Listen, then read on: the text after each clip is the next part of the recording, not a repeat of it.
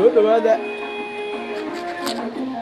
aad baan idiin salaamayaa saaxiibayaal soo dhawaada waxaan rabaa inaan ka hadlo al-shabaab iyo waxa aan ka ogahay aniga oo Axmed Tooye ah marka inaad soo dhawaataan aadan u jecelahay ila sii jooga bal aan xoogaa sugno inta saaxiibada kale ay soo badan doonaan yaanan ka warboobin marka soo dhawaada jalayaal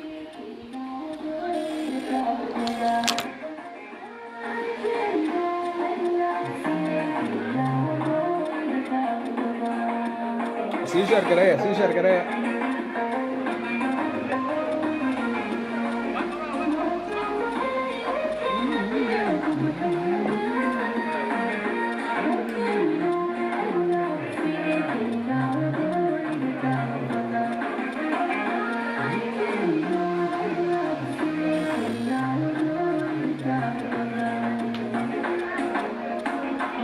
waa kaa qaaday saam soo dhawow guud ahaan saaxiibada boga soo galay waa idin salaama sida u dhintiin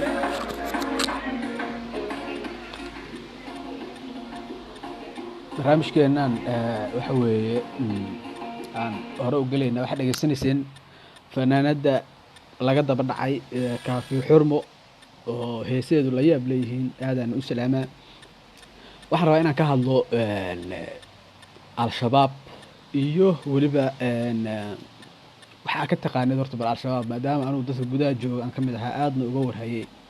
dhaqdhaqaaqa argagixisada ah ee waxa weeye al-shabaab marka jaalaya waxaan jeclaan lahaa inaad sheer tiraadaan oo bogoga iyo saaxiibada kalena aad la wadaagtaan maadaama aan ishowlay oo magaranaysaa waxa weeye aan soo galay qaxwo u soo karsaday sidaad aragtaan waqti badanna aan gelinhayo inaad seef garaysaan inaad sheer tiraadaan aan idinka rajaynaa mataqaanaa si warkaygu dadka kale u gaaro sheer dhaha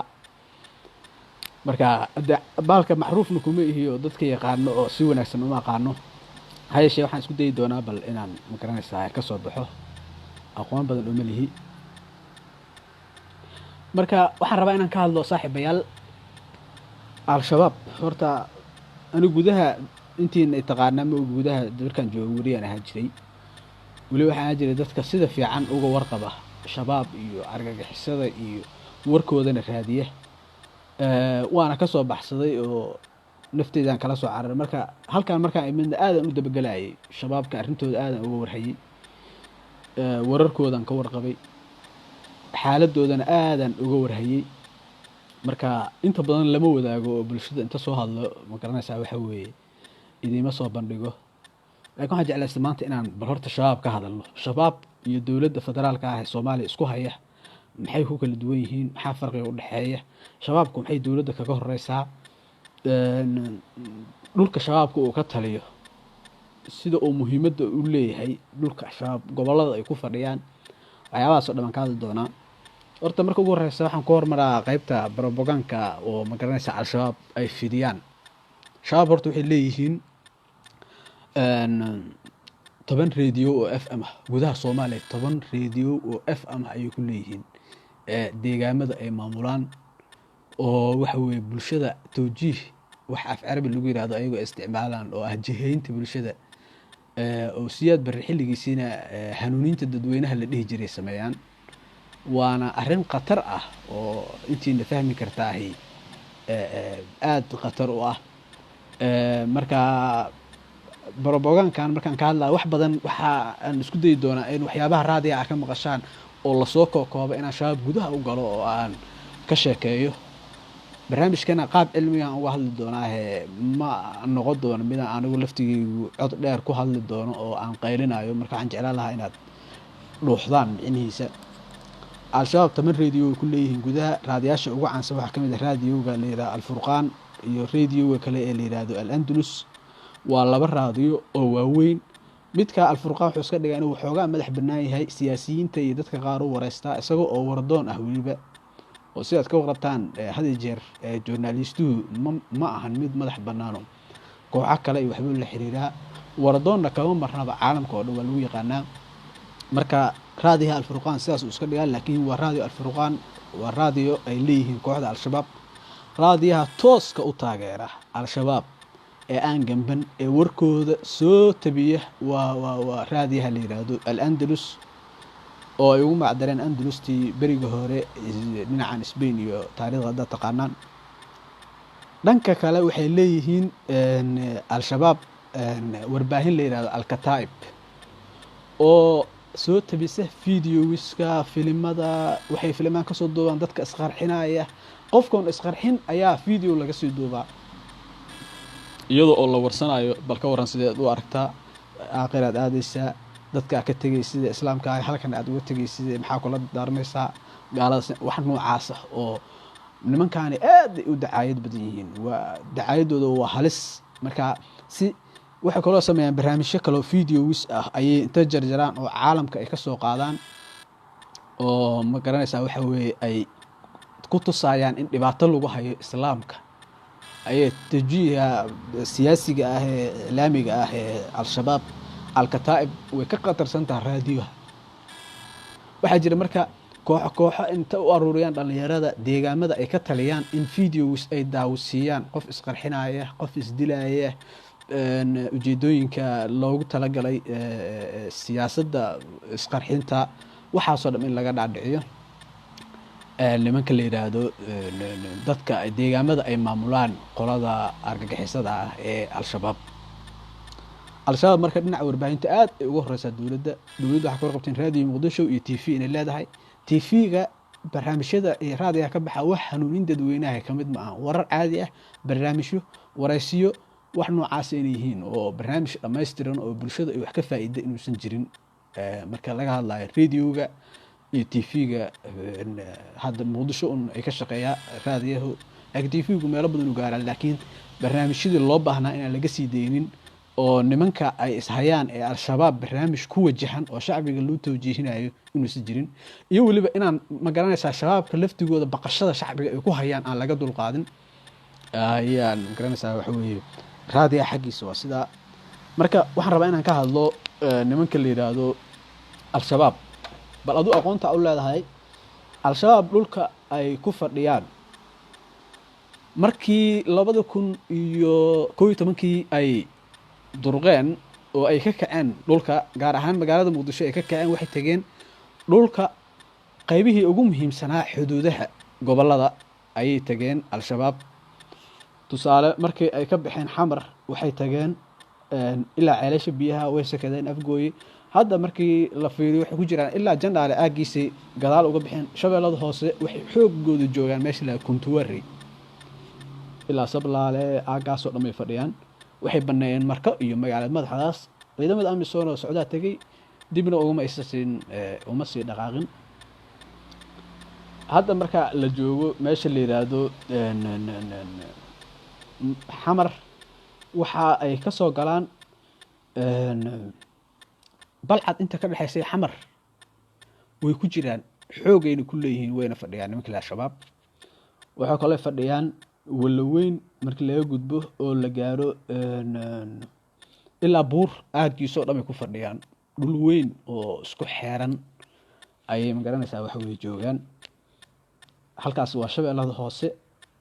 oo waxay kaloo dhinaca ka baacad markii shabeellada dhexe aan aadnana way joogaan haddii aan u soo laabano gobolka jubbada dhexe waxay joogaan oo xurun ayaga u ah jilib laakiin gobolka jubbada dhexe oo dhan waa gobolka kaliya 18 gobol ee wadanka Soomaaliyeed ka kooban yahay ay gacanta ku hayaan shabaab si buuxda waliba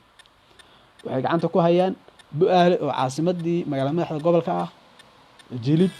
iyo degmooyinka kale oo dhan waa 3 degmoba sidiisa gobolkaas awal buu yaraa Kismaayana marka Kismaayo laga tago banaankeeda ilaa qaybo fara badan ee jubbada hoose ka joogaan gobolada meel walba oo gobolada ah oo ay iskaga xirmaan gobolada oo dhan way fadhiyaan tusaale ahaan gobolka Gaday fadhiyaan ilaa aaga ceel waaqi ku dhawaadaan dhinaca luuq way joogaan oo waxa dareemaysaa luuq ugu yaraan 20 kilomitir banaanka ka saaran yihiin jid walba oo maro ay joogaan markaan nimaano bay waxay joogaan dhulka oo dhan ay fadhiyaan yacni maalihii la soo gudbaado tusaale ahaan iyadoo oo aysan toos u fadhin meesha la yiraahdo buur iyo baydhabo inta ka dhex leh haddana waxa ugu dhex jira ciidamo isbaarooyin way ka qaataan waliba in la socotaan oo malaynaa haddii aan aadno dhinaca xudur oo ah gobolka bakool meesha la yidhaahdo waajid iyo xudur diyaarada loo kala raacaa alloodi yaraan warsanaya deegaanka ah anu dhulka waa aqaanaa awalna waa maray wuu iigu sheegay wuxuu yidhi diyaarada loo kala raacaa meesha la yidhaahdo baydhabo iyo waajid waana la socday already laakiin haddana waa ka xaqiiqsaday beledweyne aagga ku dhow ilaa tuulooyinka dhulka oo dhan bay fadhiyaan horta nimankan berigii laga saaray dhulka waxay baneeyeen waxbay ogolaadeen laakiin waxay ku fadhiyaan ilaa ay hadda dhulkii muhiimka u ahaa isku socodka gaadiidka dadweynaha hadda qofkii raba xamar ee jowhar u socdaa waa inuu diyaarad raaca dhulka ma mari karo marka waxaan jeclaan lahaa inaad fahanteen dadka deegaanka soomaalida yaqaana ama maabka la socda dhulka ay ku fadhiyaan dhum aad u muhiim u yahay haddii aan u baxno dhinacan aadno shabeellada dhexena kor ilaa aagga maxadaa wixii ka shisheeya cadala haddii sidaas waa ka warqabteen haddaa weli dhinacaas inay gacanta ku hayaan dhul walba oo aan tilmaamayo qaab tuugeysiga kusoo galaan oo qaybna toosay u joogaan kuwana si tuugeysiya ayay magaranaysaa waxa weeye kooxdu u timaadaa haddaan u gudubno dhanka galgaduud waxay fadhiyaan ceelbuur ceelleer ceelbuur iyo ceelleer aaday u joogaan maadaama ceelleer xoogaa caag uga furan yahay meesha la ceelbuur oo qolada ahlu sunna oo dhuusan bareeb ay magaranaysaa waxa weeye ku dhowdahay waxay xoogoodu joogaan oo hadda iskugu gurteen meesha la yidhaahdo ceelleer xarar dheerana caag ah uga furan oo dhinaca hobyo iyo ah marka sidaas daraaddeed waxay xoogoodu joogaan qolada galgaduud meesha la yidhahdo ceelleer laakiin dhulkaasoo dhan ciidan awood badan ayaa deegaamado dhan u jooga marka dhulka ay ku fadhiyaan waa aag istiraatiiji ah oo ay jid walba u baahdaan ay gaari karaan marka qoladaas al-shabaab ayaan jeclaystay inaan idila wadaago dhinacan markaan ka hadalno qaraxyada ninka qaraxyada aadka u abaabula waxaa la yidhaahdaa cabduqaadir maxamed cabduqaadir ikrama waa nin soomaali kenyaan ah ninkan westigate dadkii fuliyo ka mid ahaa weeraro fara badan ah lagu raadiyey gudaha soomaaliya wuu badbaaday wuu baxsaday waa nin aada qabiir uga ah weerarada berigi horena wuxuu ahaa jiray nin qaabilsan dhinaca bariga dhexe ilaa yemen waxaa la sheegaa xataa markabkii cadan lagu weerarayay inuu qayb ka qaatay ninkan isaga ah cabduqaadir maxamed cabduqaadir ikrama waa soomaali kenyaan waxaa maraykanku markii ugu dambeysay weerareen oktoobar 2013 dilkiisa laakiin way ku guuldareysteen waxaana lagu weeraray baraawe shabeellada hoose weliba baraawe aagga dhinaca jubbada dhexe u janjeero oo ayay ku weerareen marka maadaama dhul howda uu ku baxsaday lama helin wuu baxsaday laakiin waxaa la xaqiijiyey weli inuu nool yahay waana la raadinaa xataa ninka hogaamiyaha ah ee qoladan al-shabaab axmed diiriye ninkaana ka muhiimsan oo hadda qaraxyada xamar ka dhacay waxaa la aaminsan yahay in cabduqaadir maxamed cabduqaadir ikrama inuu ka dambeeyey qaraxyadan maxaa wacay ninka la yidhaahdo ikrama waa abaabule howl badan kenyana xoog ay saartay dadka soo gelaya xuduudka waa ka warqabtaan waa maalin hore yiri dadki toos u imaan jireen nairobi wajeer ha soo maraan si loo baaro marka kenya waxay aad u adkaysay ammaankeeda gudaha sidaas daraaddeed saraakiishii waaweyneed ee al-shabaab ee argagixisada ka shaqeyn jirtay sida ninka la cabduqaadir ikrama iyo rag kale oo fara badan oo aan la soo koobi karin suudaaniis iyo iskugu jira kenyaan intaba dhammaantood waxay ku sugan yihiin gudaha soomaaliya shaqadoodan waxay tahay inay wax fuliyaan sideedaba waa in dhaqaaq ay sameeyaan marka maadaama dibadda aysan dhaqaaq ka sameyn karin weeraro argagixisana aysan fuli karin waa inay gudaha ka fuliyaan sidaas ayayna magaranaysaa waxa weeye qaraxyada tirada badan ee aad arkaysaan la yaabka leh sidee lagu gudbiyaa isleedihiin nimankan waa niman qatar hadda ninkan la yidhaahdo akrama waxa maraykanku ay ku sheegeen inuu yahay nin khatar ku ah ka gudubka xuduudka oo xataa waxaa la leeyahay dadkii westigeed weeraray xuduudka asaga ka gudbiyey ninkan waa nin aad cajiib u ah oo taati ka badan tababaro fara badanna qaba marka raggii belada ahaa oo Kenya iyo meelaha kale wax ka geesgeysan jiray yaa halkan jooga gudaha Soomaaliya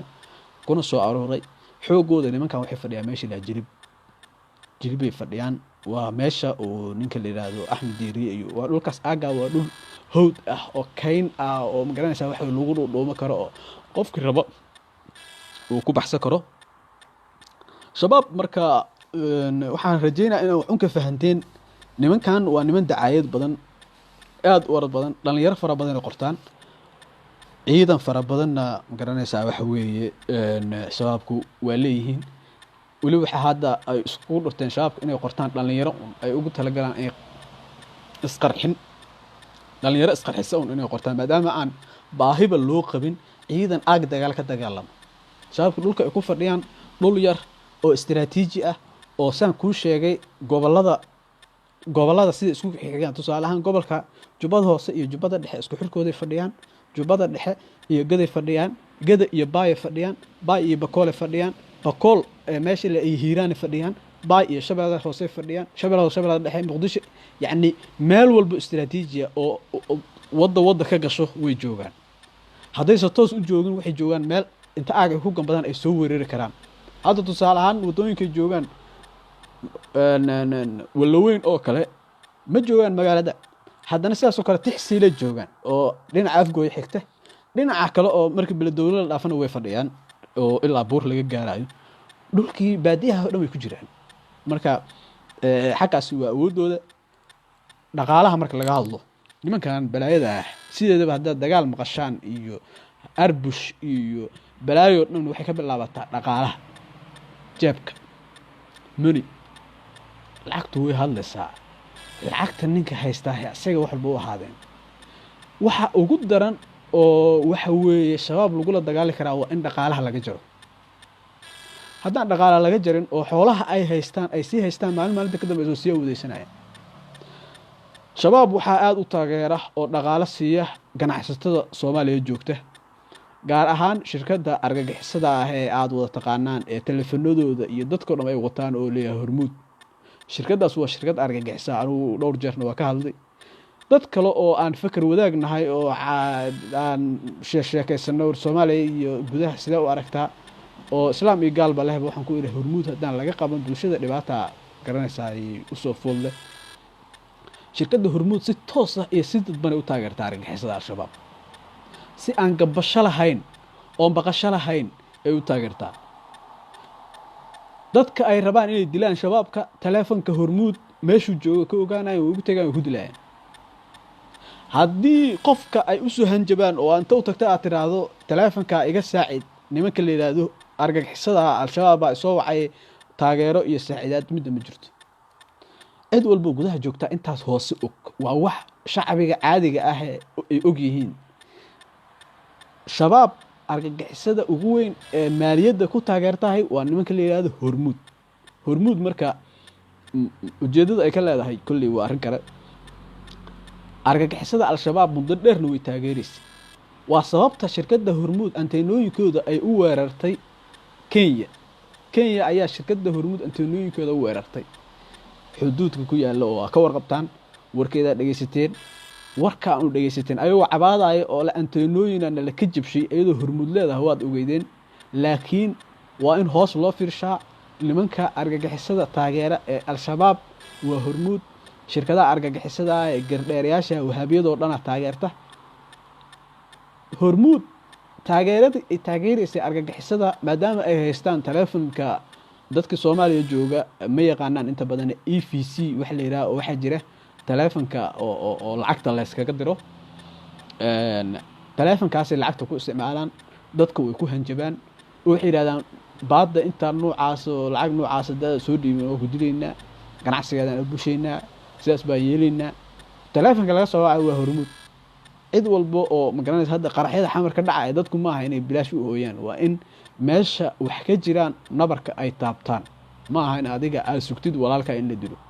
walaalka markii la dilo inaad oysid ma aha waa ina ka hor hadashaa dadka ku sheegtaa dhibaatada gudaha ka jira sheegtaa waxa ka ogtaana la wadaagtaa anigu sababtaas ay sababta aan magaranaysaay shabaab iyo arrimeed in la wadaagay maadaama dadka gudaha joogay dhaqdhaqaaqooda markii hore la socday hadda oo dibadda joogana aan la socdo ayaan jeclaystay inaan idin wadaago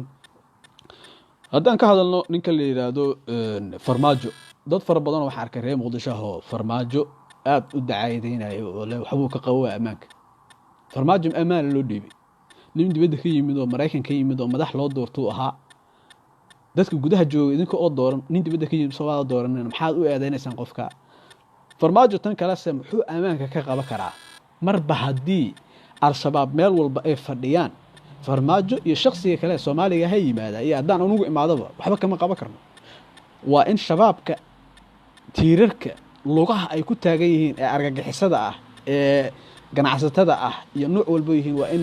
loo sheegaa in ka soo laabtaan jidka xum ay qaadeen ama lugaha laga jiro siyaasadda ma ahan siyaasadda anagu ma baana hadda fiiri reer galbeedka waa in si toos loola hadlo oo leeyahay taageero naga siiya la dagaalanka argagixisada si dhab ah ciidanka Amisom gudaha jooga waxba ma qaban karaan haddaan siyaasad loo isticmaalo marka farmaajo hadii adiga aad aaminsantahay qof dibadda ka yimid oo muwaadin aan ahay iyo wadani aan ahay film ku jiraaya siyaasad ka suugaysaan waxba ka socomayso ninka la yiraahdo farmaajana aniga shakhsiyan waaba u cudur daara waxa uu cudur daara inuu san waxba ka qaban karin aan ogahay inuu sa kaligiis aynan ogahay in balaayo dham ku joofalanta dhinacyada looga jiro oo la haystaan ogahay marka shakhsigaasi waxba ma qaban karo si gaarana uma hayo marka al-shabaab marka laga hadlayo waa in dhaqaalaha laga gooyaa ganacsatadiini iyo dadkiini reer muqdisho inta lacag siinaysaan oo shabaab hanti ku gurtaan oo tiraadeen qaata oo ay 24 saac hanti idinka qaadayaan oo aadan shilin aadan reebanina waxa aad qaraxa aad ku diidaan maxay tahay anu fahmi waaye shirkadan taleefanka markii qaraxu dhaco hormuud taleefanka ay goynaysaa waa aragtay Soomaa taleefanka hadaa wacdi xilliyada qaraxu dhaco hormuud uu jiran yahay حتى dadka qaar ee gudaha joogay siyaasiyiinta ah taleefanka hormuud kuma wada hadlaan waxay ku wada hadlaan taleefanada kale Olympic ama Nation ama gudaha taleefanada kale ka jira yar yar ayay ku wada hadlaan iyaga oo baqdin ka qaba in hormuud ay soo sheegto qof walba uu ogyahay toosna loo dhihi maayo caalamka markii la rabo in dalka Soomaaliya oo kale iyo dal rabo inuu soo qabto wax laga qabto waa in situation hada shabaab markii la dagaalamo waa in la dagaalamo cid walba shabaab taageerta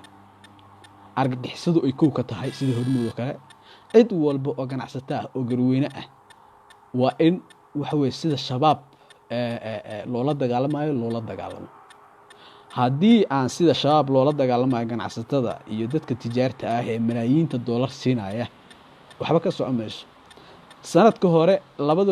2018 hormuud waxa ay ramadaankii ka qaadeen muqdisho 68 bilyan oo dollar dukaan walba oo afuran nimanka la yiraahdo al-shabaab lacag siiyaan taleefanka ku ganacsadaan oo lacagta lagu siiyo oo lagu daro waa EFC da hormuud oo shirkadda argagixisada ah ee wahaabiyada ah ee argagixisada ah ee shabaab taageerta dadku waxa la rabaa inay dhanka isku raacaan ay yiraahdaan war annaga maxaan la dagaalameynaa shabaab san ula dagaalameynaa fikirkan wahaabiga ah ee argagixisada ah ee la keenay dalka waa in la dagaalamaa shabaabna si dhab ah waa in loo dagaalamaa si maskax ah oo niyadana waa in dadku diyaar ugu yihiin qof hadii aad tiraadaan la dagaalamayno annaga oo shirkadana dadkana cidaan halkaan ay tahay reeheebana nahay inta sanad nahay aad tiraadaan sidii inay ku jirtaan maxaa diidaya isku taga bulshada isku timaado ugu yaraan hadaada awoodin hormuud iyo shirkadaha wahaabiyada ah ee gudaha joogay argagixisada ah si cad u tilmaam oo sheeg waxa tiraahdaa shirkadahaas argagixiso weeye dadkii bulshada dhibaato ku yihiin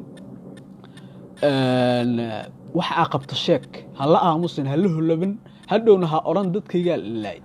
maalinta qaraxa marka dhaco taxsidiina ka joogweena Facebook qof walba taxsiid dira war hadii qof adiga aad taqaano 20 qof oo Facebook aad ku jirta ay taxsiid diraan iska daa waxba hadin barkay dadkii oo dhan wada diray hadii shakhsiga aad taqaanid waa gaar hadaada aqoon maxaa u diraysaa cidna ku maqli mayso cidna ku garan mayso waxa sheegaysa lama yaqaano hadda adiga oo taxsiid dirin oo walaalka iyo eedada iyo habeerta nool yihiin hadal argagixisada u sheeg waxa yihiin ka hadal dibka jira hadaada hadalka annaga ku hadlayna codkeena nagu taageer oo waxaan qabno bulshada gaarsii u gudbiya marka argagixisada al-shabaab waxaa loola dagaalami karaa shirkadaha argagixisada ah ee taageere ee hormuudkooda ka tahay iyo dhammaan argagixisada mabaadi'da wahaabiga ah ku dhisan waa in bulshada magaranaysaa laga badbaadiyo. dowladdana ma ahan farmaajo shaksi waaye, madaxweynuu yahay, 4 sano dhamaysana soo laabamaayo, nin kala imaana. xataa bulshada dhibaatada haysta ay tahay qofaa la doorana xataa loo kaadi maayo. ninkan hadduu wax qaban kara hala taageero, qofki wax qabanaya hala taageero, qofkii raba dowladnimada sideedaba shaksi ma ahan, wuxuu doona ha ahaado. qofku waa inuu intuu joogo la taageera, wax lala qabtaa, la saacidaa.